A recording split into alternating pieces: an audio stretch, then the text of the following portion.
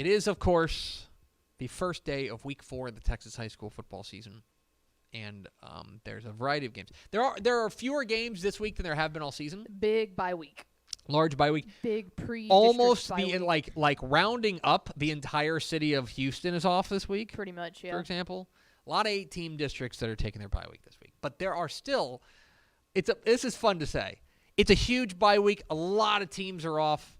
Still 650 Texas high school football games across the state. It's usually, this one in week 7? Yeah, week 7's another one. And then, week 7? Week 7's big. Or week 6. 6. I think week it's 6. 4 is big. And 6 are the big bye weeks. And then, if you want to get into the 6-man ranks, week 8 is huge. Yeah. Because there's a lot of 4-team districts, and almost all the 4-team districts take off week 8. So they go 9, 10, 11. And then you have the crazies that save them until week 10. or 11. Week 11, yeah. That's kind of interesting. But anyway, all that's to say there's 650-plus Texas high school football games across the state. We've got game projections and win probabilities for all 650-plus on TexasFootball.com. But why don't we start breaking down my top 10 Texas high school football games of the week in Week 4 of the Texas high school football season. We will start tomorrow night in Gunner as the number 3 Brock Eagles in 3A Division I visit the number 2 Gunner Tigers in 3A Division 2. Live on Dave Campbell's Texan Live. Whoa! Let's go. Really? We're so hyped for this one. Brock and Gunner on Texan Live? Yesterday's birthday boy, Cullen Brown, will be calling the game for us. So excited to hear what Cullen has to say. Fabulous. It's a huge game. Brock is 1-2, but they have run through a gauntlet of a schedule. They have a narrow loss to Pleasant Grove, who's a state-ranked 4A Division II team.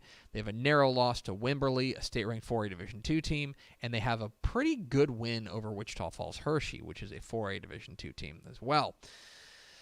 They have one of the questions I have about Brock is whether or not that offense has truly woken up. They looked a lot better last week in their win, or rather their loss to Wimberley than they did in the previous 2 games.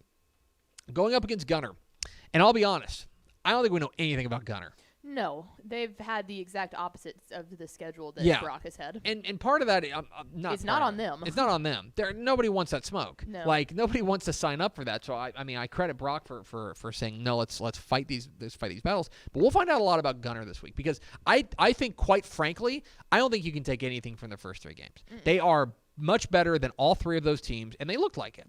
And so, what does that offense look like? More specifically, what happens when the Gunner offense, which has looked so good in the early going, Walker Overman and company, still replacing a ton of important pieces from last year's state championship team? What do they look like going up against what we know, and I'm comfortable saying is a very good Brock defense? Yes, very good Brock defense. Big game. They beat them last year. Gunner did. Yes, they did. In week 4 of the season. In a banger. So this should be another really big game on Dave Campbell's Texan Live. Yeah. 7 o'clock Friday night in Spring Branch at Ranger Stadium. It is a District 12 5A Division I opener between number 7 Smithson Valley and San Antonio Wagner. Bounce back to week 1. San Antonio Wagner on that opening Saturday really made a statement with a throttling of Liberty Hill. Looked every bit the part of a team to beat in San Antonio. They kind of fell back to earth the next week. But this is a flexbone offense. Braden Prass and William Williams have looked really good. Going up against Smithson Valley. Smithson Valley, defense led by Jackson Maynard, has been very, very good. What happens when these two go at it in a District 12 5A opener? I think you can make an argument that this is a district championship game, District 12 5A Division 1 in week 1, or rather week 1 of district play, I should say. One thing to keep in mind is Smithson Valley has dominated this series. So does that form hold at home there with Larry Hill's Rangers taking on San Antonio Wagner? Keep an eye on that. Then let's go to Central Texas. Huge matchup in Central Texas as the number 3 team in 2A Division I, the Centerville Tigers, take on the number 2 team in 2A Division II, the Mart Panthers. A rare actual data point for Mart. Usually, one of the things about Mart, and again, not their fault, because there's not exactly a line of people lining up to play the Panthers, but one of the knocks on Mart, knock is too strong a word, is that we just don't know anything about them until we get to like round 3 or 4 of the playoffs. Even then, they've dominated Region 3. And so this is a real certified, bona fide data point for Mart because Centerville is for real. Centerville has looked very good in their first 3 games. They get their defense has been dominant, giving up just 11 points per game. This is a team that I think is going to have an opportunity to make some noise. You go back to week 2 when they beat Crawford 43-20. That is a statement type win. That is a statement type win. We know what they're going to be about. They want to line it up and run the ball. Guys like Andrew Newman going to take center stage in this game. He's been very good. Another running back in Xantil Hawley.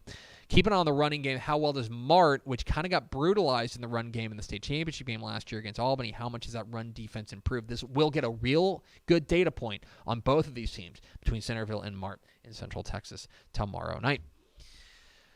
Then let's go to Comanche as the Tolar Rattlers, the number 5 team in 2A Division 2, take on the number 7 team in 3A Division 2, or 2A Division 1 rather. Take on the number 7 team in 3A Division 2, the Comanche Indians. Tolar's coming off a loss to Dallas Christian. And I kind of tried to warn people about this, that Dallas Christian is not only a good private school, but like they're bigger than Tolar, and it's hard to like make those kind of comparisons. But they did. I mean, one of the problems that I had somebody ask me, like, why did Tolar drop a little bit in the rankings? I think they dropped from 3 to 5, and part of it is that they were non-competitive. Yeah, like they never flashed. They got outgained by like 300 yards in that game. Now, part of it's Dallas Christian's really good. I need to see them. Comanche is a team that is much more in their weight class, and I'll tell you that Comanche does appear to have the familiar symptoms of the real deal. They are outscoring their opponent's pickle on the year 164-8. Seems good. They have dominated their first 3 opponents and have looked really good doing it in all aspects of the game. I mean, everything for them is clicking. This quarterback, Layden Welch, has been very good. From what I understand, Sawyer Wilkerson, their running back, the star running back, he will. I think he's been a little bit nicked up. We'll see if he plays in this game.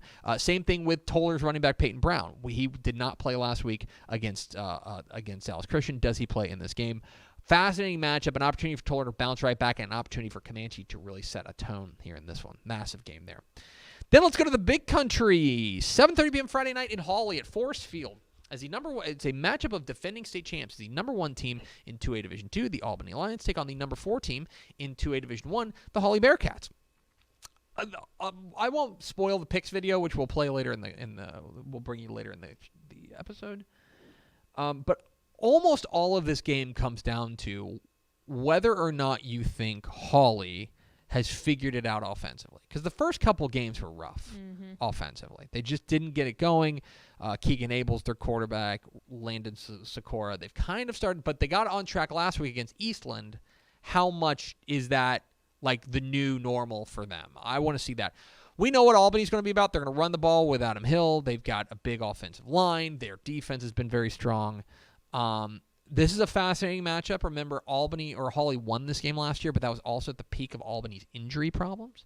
Fascinating game here between Hawley and Albany, matchup of state champs. Then, let's go to Boerne. 7 o'clock Friday night at Boerne ISD Stadium. The number 4 team in 4A Division 1, the Boerne Greyhounds, take on the number 10 team in 5A Division 2, the Gregory-Portland Wildcats. I think I've said this on this show. I like Gregory-Portland a lot. Reed Dooms, their quarterback, Gabriel Juarez.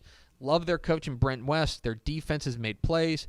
Interested to see how well they match up with Boerne. I think TJ Dement, their running back, is a star. Hudson Hendricks. One thing to keep an eye on in this one. 2 things, actually. One, Boerne is playing with their backup quarterback. Jackson Bays has been injured. They are turning to a freshman, Hank Hendricks, the son of Coach Shea Hendricks. And he's acquitted himself well, but he's also a freshman. Yeah. What happens when he takes on a team in Gregory-Portland like this? The other thing big old defensive line too. Is Boerne's defense a problem? Because Boerne's given up 77 points to San Antonio Antonian and to Corpus Christi Flower Bluff. Yep. Is Boerne's defense an issue? We'll find out. Usually they can outscore people, but with a freshman quarterback, that starts to can you just run away? No, you probably need to play a little bit of defense. They can run the ball too. I mean, TJ Dement I mentioned, their big offensive line, but yeah, I'm fascinated with that. Then, tomorrow night, we'll talk with the head coach of one of these teams here in a moment as the number 4 ranked Collinsville Pirates, rather. Centerville's the Tigers. Collinsville is the Pirates. Oh, get it together. I'm sorry. The Collinsville Pirates take on the Cooper Bulldogs in a state-ranked matchup. Collinsville, the number 4 team in 2A Division 2. Cooper, the number 6 team in 2A Division 1. Cooper does have a loss on the year, but it's one of those like understandable, like you never call it a good loss, but a good loss. Earlier this year, specifically their offense, I think, has started to really turn it on. They lost to Hooks, you remember, back in week 2. Their offense has really started to turn it on. What happens when they take on Collinsville, who has been lighting fools up? I'm a big fan of this Collinsville team. They have hung 126 points in 3 games so far, and they are rolling offensively. This is a team that looks the part of a very dangerous squad. Their quarterback, Logan Jenkins, the numbers he's putting up are silly. He's thrown 15 touchdowns in 3 games, okay? And he's run for another 2. He's been on another level. What happens when he goes up against a good Cooper defense? Fascinating to talk with Coach Garrett Patterson of Collinsville coming up here in just a moment. We mentioned that it's a big bye week in the Houston area, but it's not for everybody. Tomorrow night, it is going to be a district showdown between the Willis Wildcats. Thank you. Wildcats with a K. I don't know why, but I kept looking at the Conroe Tigers. Yeah. And the Conroe Tigers. Live on Dave Campbell's Texan Live. Thank you. The newly ranked Willis Wildcats. And I've made this point before. If you are looking at Willis and you're thinking, oh, that's the DJ Ulagwe squad team. Like, to be clear, you're right. Mm-hmm. He's very good, and he is worth the price of admission. But they are a lot more than just DJ Ulagwe. Oh, yeah. Their team is loaded with playmakers. Dalen Robinson, their running back, has been very good. Same with Terry Lawrence on the as a running back. DeBron Hampton is a star out wide, and their defense has been pretty salty. Taking on a Conroe team that we know what Conroe is going to be about. Conroe wants to line it up and run the ball at you and play good defense. Their defense has been very strong to start the year. Excited to see what happens when this Willis offense, which has been so explosive, takes on this Conroe defense. Conroe wants to shorten the game. They want to keep this game in the 20s. Willis wants to get out and run. Who wins in that battle of wills? Fascinating game there. Then let's go to the Golden Triangle. Big game here, kind of flying under the radar maybe a little bit, as the number 6 team in 3A Division 2, the Newton Eagles, take on the unbeaten West Orange Stark Mustangs. How about that for Hiawatha Hickman? There you go. This is a really intriguing game for a number of different reasons. One of them is, and I mean this in a nice way, we just don't know nothing about Newton. Newton's played 1 game. They played Woodville. It's a feisty Woodville team. They beat them 44-39 back in week 2. They had a week 1 week 1, they were supposed to play Anahuac. That game got canceled due to the wildfires out in East Texas. Then they play Woodville week 2. They win 44-39. Then they had an open date. So they're 1-0 entering week 4. West Orange Stark has been very good. They have an overtime loss to Port Neches Groves, nothing to turn your nose up at. And then they got wins over Nederland and Little Cypress Mauriceville. We know that Newton's got playmakers, Raylan Adams, Aaron Foster, taking on a West Orange Shark team that could be back. I'm sorry, West Orange Shark is 2-1. They've got that loss to Port Neches Groves. But this is a huge game. It's a rivalry game down there in the Golden Triangle. Should be a great crowd there, fascinated by Newton and West Orange Shark. And finally, 7:30 p.m. Friday night at Bobcat Stadium in Celina. It is a top 5 matchup in 4A Division 1 as the Anna Coyotes visit the Celina Bobcats. With Matt Stepp in attendance. Oh my gosh, Matt Stepp's going to be there. Fascinating game here. It's a third meeting in the last 12 months. Again, we talk about it in the picks video, but this is a different scene than the past couple of years or past meetings between Anna and Celina. Remember, Anna had not beaten Celina in 50 years before last year. Then they beat them twice in 2 months. Anna has answered a lot of the questions we had about them. Ziondre Williams, their quarterback, is the truth, and their defense has been very good. Going up against a Celina team that they're pushing and pushing, man. Their big offensive line is menacing. Harrison Williams and Logan Gutierrez are running behind them, but their defense has left a little something to be desired. What happens when these two match up in a big rivalry game in Celina? I know Celina would like a little bit of revenge in this game. Fascinating game. Of course, you can watch the biggest games, the biggest moments live, free, everywhere on Dave Campbell's Texas Football Tonight, coming up tomorrow night, 7:30 p.m., live, free, everywhere on TexanLive.com and on YouTube. Make sure you check it out. It's Red Zone for Texas high school football. It's Dave Campbell's Texas Football Tonight.